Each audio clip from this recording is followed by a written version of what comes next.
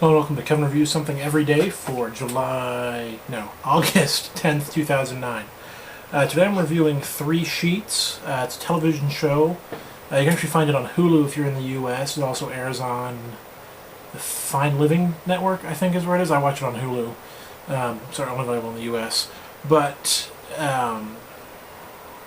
okay, before I start with the show, Hulu is an interesting website. TV for free on the internet with ads. Trouble is, it is only US available, and shows that you love, or shows that I love, tend to disappear, just kind of at random. They all have an expiration date, and the rights owners can just take them, even if they haven't hit the expiration date, they can just say, we want to take the show off, or we want to change the way the show is being shown, and they can do that.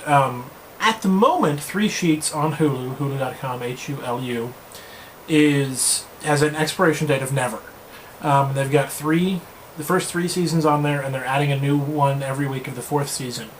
So if that stays consistent, that'll be awesome, because I really like the show. The show's about a guy named Zane Lamprey, who travels around the world drinking. Goes to a different location for each episode and kind of gets a feel of the drinking culture, goes to bars, talks to people, bartenders, learns about their customs, things like that. It's a travel show in that respect, you know. Some travel shows you tell you where the best parties are. Some will tell you where the best food is. Rachel Ray's got one like that. $40 a day. Three Sheets is specifically about drinking, and I like drinking, so it seems like a good show for me.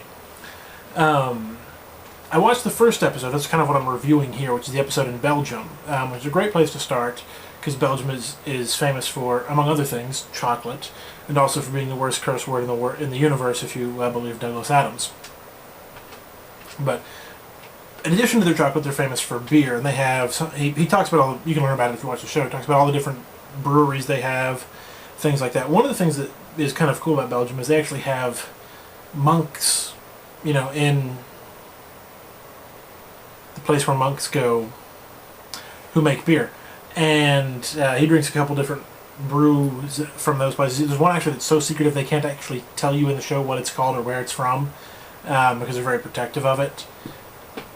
You'll remember when I did Blue Moon, that's a Belgian-style white ale, which is about as close as I can get to actually drinking Belgian beer here in the States without paying for imported beer. I'm also at a restaurant where they charge you as an import for it, which I think I covered last time. The show is very informative when it comes to beer around the world, not just beer. Although the Belgian episode is very beer-specific, so I'm not sure if they're all that specific. I don't think they are. But Belgium being known for its beer, you're going to see a lot of that. In fact, the only thing he drinks that isn't beer in the episode is a Brussels sprouts flavored liqueur, I guess. It was made with Brussels sprouts, and since Brussels is in Belgium, that's appropriate to the episode. Not to say he doesn't drink a lot of varieties of beer, because they have so many, there's a lot of diversification available. Beer is, in fact, the national drink of Belgium, something you'd think America would have cornered as well, although I don't think we have a national drink here. One of the fun things is he actually does drink and get drunk. By the end of the episode, he's in one bar most of the time, and he actually gets pretty... he's not, falling down drunk, but he's definitely drank a lot of beer by the end of it. And it's kind of funny how he progresses, particularly in the second bar he's at, or pub. They meet a guy from America who calls himself a beer hunter. And some of the best stuff in the episode is because of this guy, who's just apparently kind of a drunk guy that showed up and started talking to the camera. And you can tell that Zane is is feeling awkward about it and gets tired of the guy real quickly. But it makes for some good TV.